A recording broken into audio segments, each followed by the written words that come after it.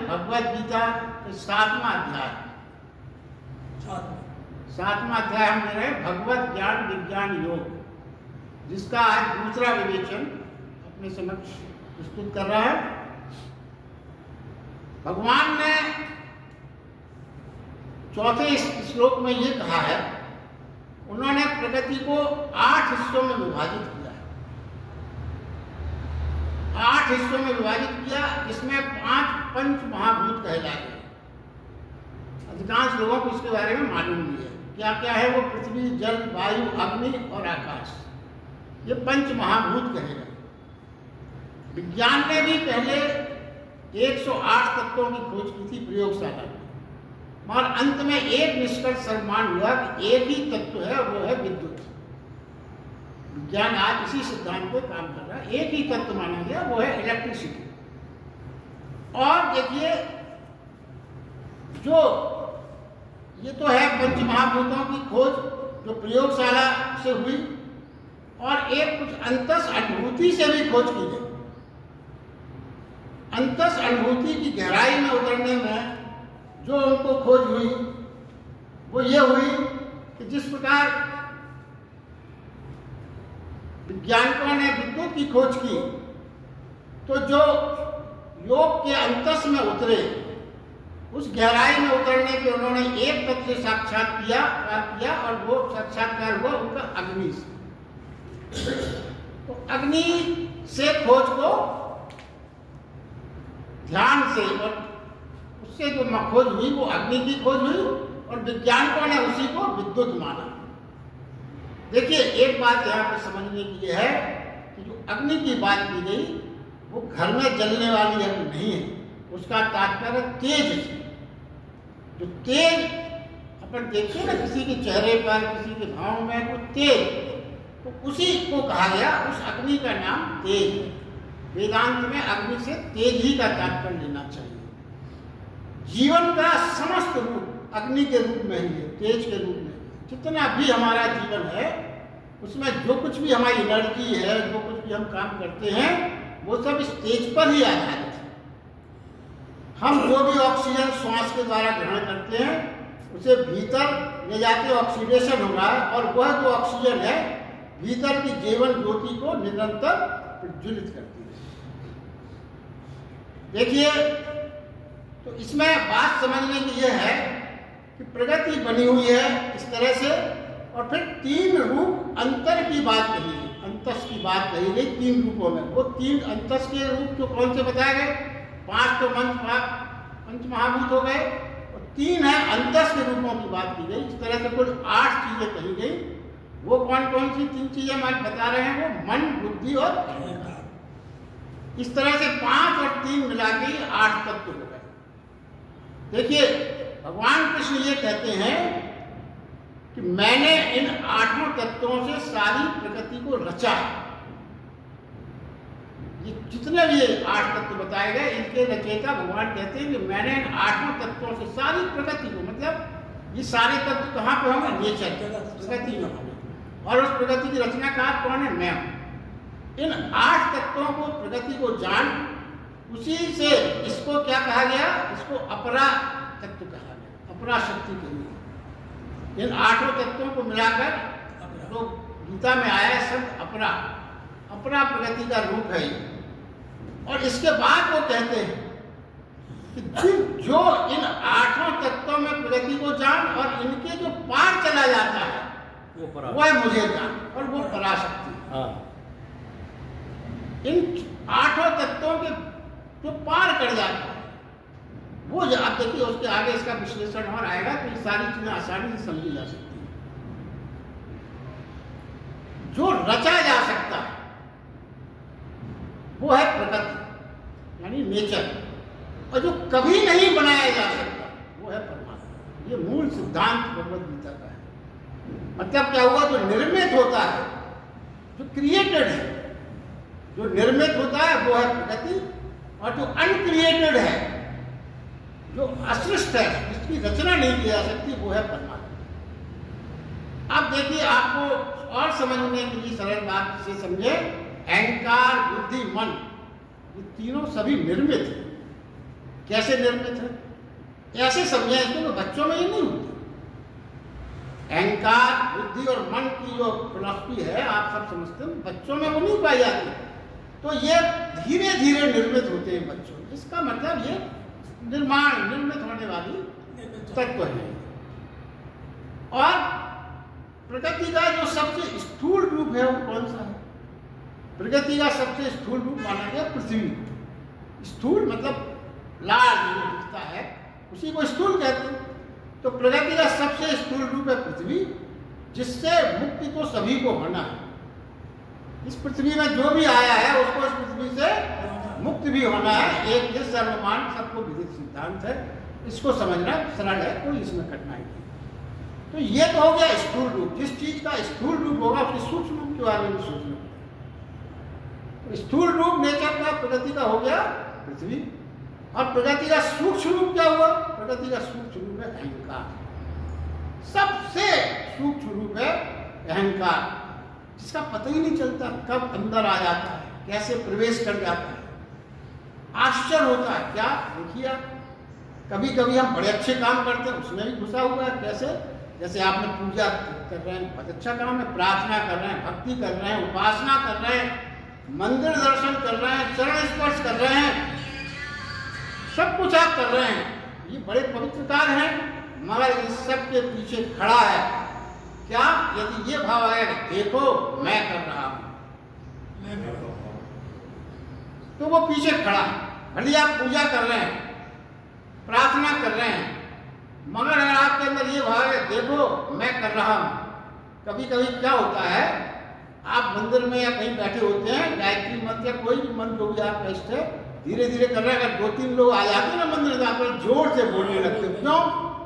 ये सब बड़ी नेचुरल घटना है जो सबके जीवन में घटित होती है, मगर हम उस पर ध्यान नहीं जाता हमारा, क्योंकि बड़ी स्वाभाविक सी होती है। क्या होता है देखिए, जब कभी जीवन की कुछ कमियों को हम नॉर्मल मान लेते हैं तो फिर वो दूर करने की ओर हमारा ध्यान ही नहीं जाता। वो नॉर्मल है। आप किसी चीज को जब एबनॉर्मल मानोगे जभी तो उसको अपने से दूर करने की कोशिश करोगे, वरना क्यों करोगे? तो अपन आज जरा विचार करिए, अक्सर ऐसा होता है। भगवान के सामने यदि हम थोड़े से झुके हैं, अगर 2-3 लोग आ गए तो फिर कुछ झुक जाएंगे, साष्टांग लेट जाएंगे। क्यों? भाव नहीं है वो आपका, दिखावा। उसके पीछे क्या है? उन लोगों को आप प्रभावित करना चाहते हैं जो लोग वहां पे हैं, और प्रभावित करने की जहां बात शुरू होगी वही तो अहंकार की दृष्टि, उसी को अहंकार करते हैं। थोड़ा होश करें, विचारें, धीरे धीरे अहंकार से फासला। ये बात क्यों कही गई? होश में आइए, होश करिए और विचार करिए, धीरे धीरे इस अहंकार से फासला करने का प्रयास करिए। एकदम से नहीं हो, बड़ा कठिन है, धीरे धीरे प्रयास करिए। जिस दिन अहंकार को अलग कर सके, अलग कर देख सके, उसी दिन 8 भेद वाली अपरा प्रगति की बात की गई, उससे छलांग लगाकर आप परा प्रगति में आए।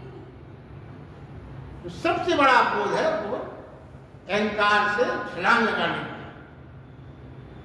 कृष्ण भगवान कहते हैं कि मेरा स्वरूप और मेरी चेतना को फिर वो व्यक्ति ही पा सकता है जो अपरा प्रगति में आ जाता है। देखिए, समस्त योगों का सार, जो भी योग है, समस्त योगों का सार उस परा को पहचानने की प्रक्रिया है। जो कुछ भी योग, साधना, तप, जो भी आप कर रहे हैं, वो सब क्या है? उसका मूल कहां छिपा हुआ है? समस्त योगों का सार उस परा को पहचानने की प्रक्रिया है। परा पहचानना मतलब परमात्मा स्वरूप चेतना को पहचानना। अब आप जरा सोचें, विचारें, समझें, स्वयं के भीतर वो पराशक्ति कहां से शुरू होती है, इस पे विचार करें। जो भगवान की पराशक्ति वो कहां से शुरू होती है? शरीर से नहीं, क्योंकि शरीर तो पदार्थ है, शरीर से शुरू नहीं होती। मन से भी पराशक्ति प्रारंभ नहीं होती, क्योंकि वह तो विचारों का जोड़ है। बुद्धि से भी नहीं, क्योंकि वो तो सूक्ष्म अग्नि का रूप है। अहंकार वो तो स्वयं निर्मित धारणा है। तो समझने की बात पहले ये है कि आप शरीर, मन, बुद्धि, अहंकार के दृष्टा हैं, वो आप खुद नहीं, वह नहीं है। दृष्टा का मतलब क्या हुआ? आप इन चीजों की साक्षी। साक्षी भाव का गीता में बहुत विस्तृत आया, कई बार हमने इसकी चर्चा की है। और कई बार ये बात भी आई है, आध्यात्मिक जगत में प्रवेश की जो पहली शर्त है, जो पहला भाव जागृत करना है, वो मात्र इतना है कि मैं शरीर नहीं हूं। जिस दिन ये चेतना आपकी जागृत हो गई, तभी आध्यात्मिकता की शुरुआत होगी। अगर आप अपने आप को शरीर से अलग करने की परिकल्पना या भाव में नहीं आ पाए, तो आपकी आध्यात्मिक यात्रा आगे तमाम तरह के अवरोध आएंगे। तो पहले उन्होंने यही कहा कि इन चीजों में ना आप शरीर हैं, ना आप मन है, ना आप बुद्धि है, ना आप अहंकार है, तो आप इसके दृष्टा हैं। वह आप नहीं है, आप साक्षी हैं। यह चेतना ही परमात्मा की पराप्रगति है। जिस दिन ये चेतना आपके आ गई, तो फिर पराप्रगति में आपने प्रवेश कर लिया। कैसे? जो अहंकार के विलोपन से ही प्राप्त होती है। ये स्थिति कब बनेगी? जब आप दृष्टा हो जाएंगे। ये सब स्थिति बनने का एक ही मार्ग है, और वो मार्ग है अहंकार का सर्वांगीण विलोपन। और अहंकार बड़ा सूक्ष्म। हम और आप समझते हैं कि वो जो अभी शुरू में आपको एक बार और बताया कि हम तप कर रहे हैं, प्रार्थना कर रहे हैं, पूजा कर रहे हैं, बड़ा श्रेष्ठ काम कर रहे हैं, तो अहंकार का तो प्रश्न ही नहीं होना चाहिए हमारा। उसमें भी अहंकार होता है। जहां आपने सोचा मैं पूजा कर रहा हूं, मैंने आज 24 माला की, आज मैंने इतनी देर ध्यान लगाया, मैं ये किया, मैं ये किया, वहीं पर अहंकार पीछे खड़ा था, आपको घेरे था और आपको पता भी नहीं चला। इसी को कहा गया बहुत ज्यादा सूक्ष्म रूप अहंकार। देखिए एक सूत्र और समझें। भगवान कहते हैं, हे धनंजय, मेरे सिवाय कंचित मात्र भी इस सृष्टि में दूसरी वस्तु नहीं। जो कुछ भी मैं ही हूं। संपूर्ण जगत जगत सूत्र में, एक सूत्र में मणियों के सदस्य में गुथा हुआ। देखिए एक बात जो समझने की है, जो सूत्र में भगवान बार बार कह रहे हैं, जगत प्रगट है, जगत दिख रहा है, हम सब जगत को देख पा रहे हैं। कैसे? जैसे माला के मनके प्रगट होते हैं। कोई भी माला है, उसके मनकों को आप आराम से देख सकते हैं। मगर माला के मनके प्रगट है, मगर उसके अंदर जो धागा जिससे वो पिरोया गया है सारे मनके, वो अप्रगट है, वो नहीं दिख रहा। तो वो क्या है? इसी प्रकार परमात्मा अप्रगट है। मालाओं के मनके में पिरोया धागे की तरह वो भी अप्रगट है। पर जो अप्रगट है, देखिए जो समझने की बात है, मगर जो अप्रगट है, धागा जैसे अप्रगट आ गया, उसी पर प्रगट टिका हुआ है। अगर धागा ना हो तो सारे मोती फट।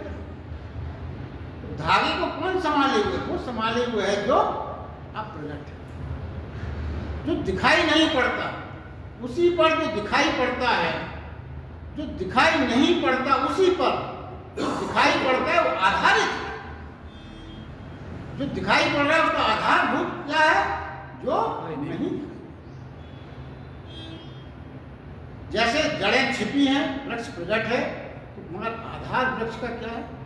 जड़ें। बाकी जो प्रकट है उसी का सब आनंद लेते हैं, जड़ों की तरफ ध्यान जाता ही नहीं है। मगर वास्तविक शक्ति वृक्ष की क्या है? जड़ें। जड़। प्राणी जो दिखाई पड़ रहा है उसी को सत्य मानकर अटक गया। जो प्राणी जो दिखाई पड़ रहा है, यदि उसी को सत्य मानकर अटक गया, तो वो संसार में उलझ गया। और फिर क्या हुआ? संसार वो अधार्मिक जीवन में धीरे धीरे डूब जाता है। जो प्रगट है उसी को आपने पर्याप्त सत्य मान लिया और उसके आगे कुछ नहीं है ये मान लिया। और जिसने जड़ों को खोजा, जिसने अदृश्य को खोजा, मनके में छिपे धागे खोजा, वो धर्म की यात्रा की ओर निकल गया।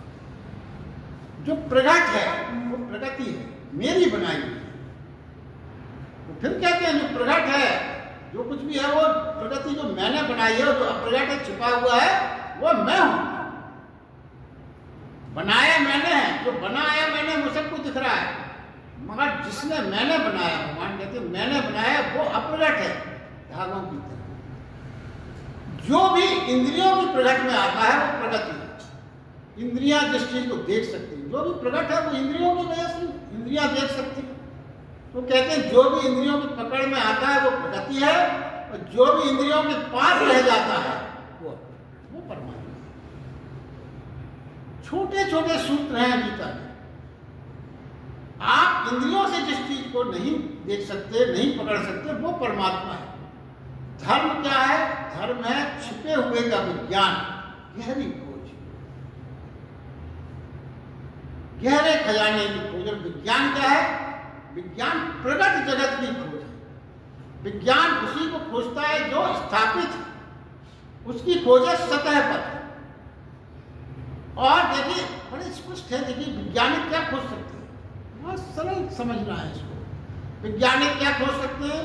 पानी का boiling point 100 degree centigrade, freezing point इतना है।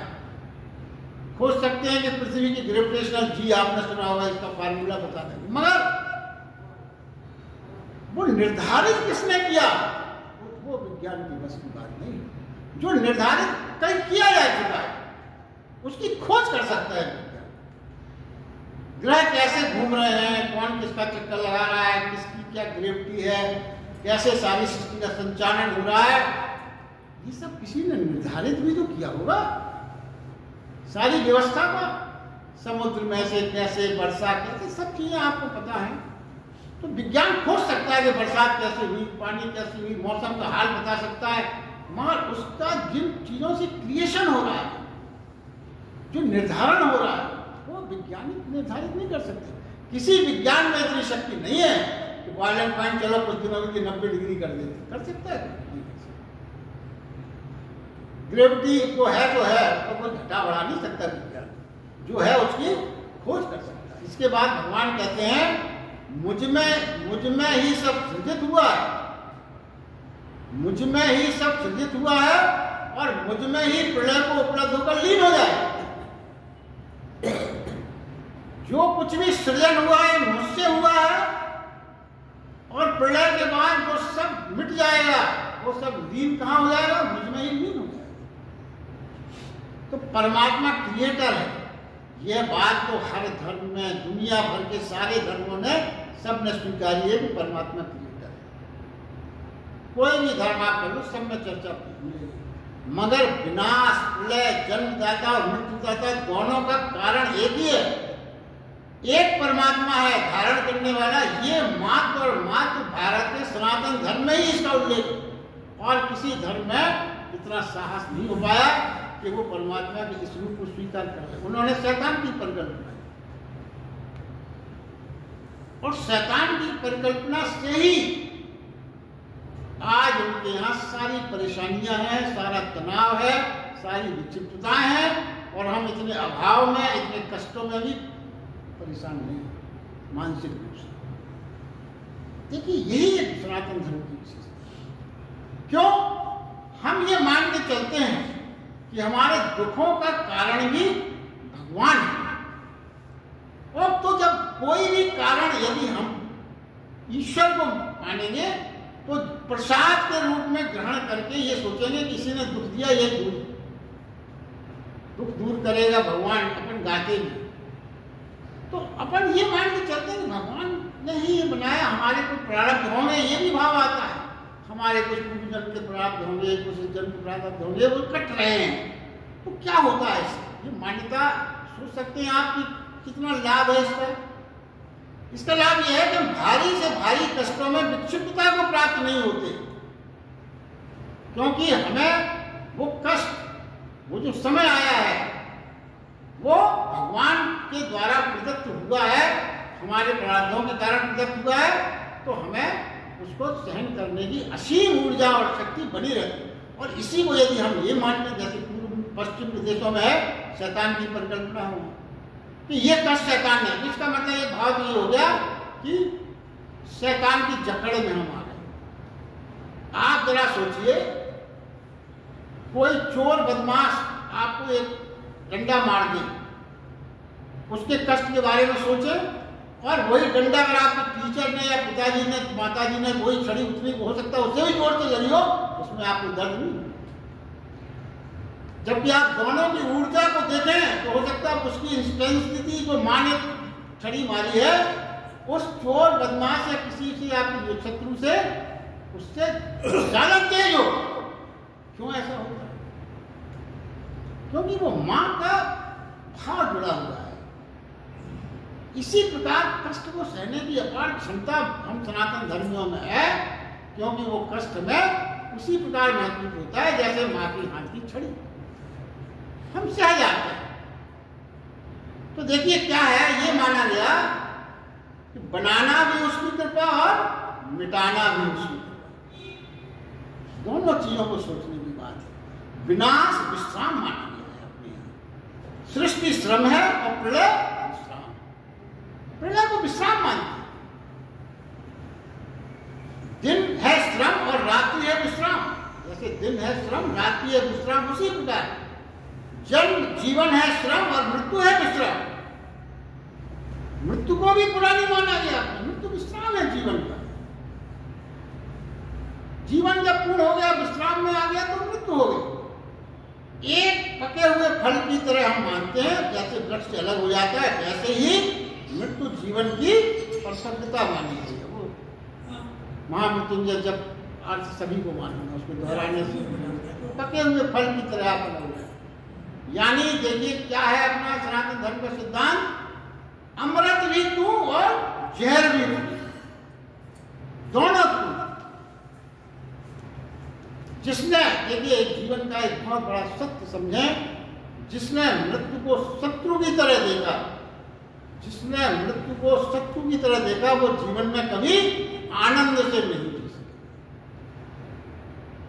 कैसे जी सके? क्योंकि पल पल मृत्यु पास आती दिखाई पड़ी है, घबराहट में रहोगे, हमेशा डरे डरे रहोगे, भयाक्रांत रहोगे।